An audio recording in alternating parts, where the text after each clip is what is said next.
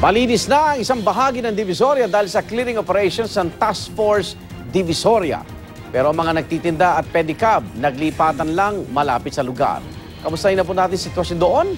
At naroon si Atina Imperial. Atina! Good morning, Iga. Nandito tayo ngayon sa footbridge ng intersection ng Reyna Regente at Recto. At mula rito ay makikita natin yung pagbabago dito sa areang ito ng Recto papunta nga dito sa Tutuban area.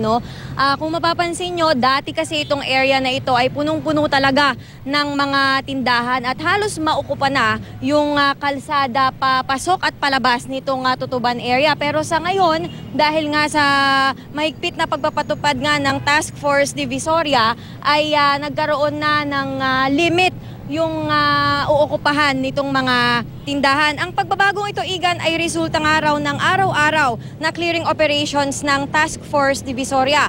Ayon sa otoridad, hindi raw dapat lumagpas sa mga ipinintang linya sa kalsada ang mga tindahan. Sakali raw na may lumagpas sa linya, kukunin daw nila ang mga paninda para lalo pang paluwagin ang kalsada, maging mga tindahan. Dito sa Center Island ay paaalisin na raw sa loob ng 15 araw. Pero ang ikinaluwag ng bahaging ito ng Divisoria, Igan, ay siya namang ikinasikip ng Juan Luna Street.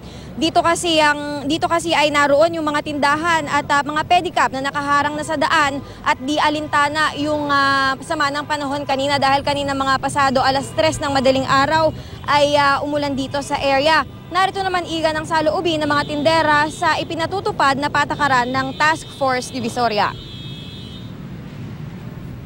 Kung galing sa City Hall, ba't hindi tapo sumunod? Pero siyempre manginginayang din kami. Kasi ito lang ang buhay namin. Dahil nagkaroon na nga po ng pagbabago, kami din nag-a-adjust na.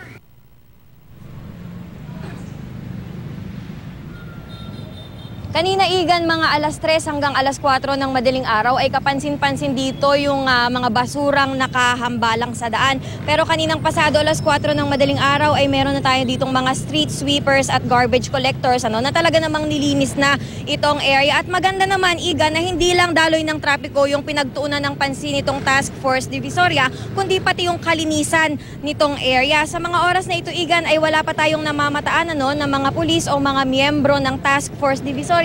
Kaya siguro ganito yung sitwasyon dito sa lugar. May mga nagsasakay na mga jeep at iba pang pampublikong sasakyan sa gitna mismo nitong kalsada. At kung mapapansin nyo rin, sa mga oras na ito, yung mga pedestrian ay sa gitna mismo ng kalsada dumadaan.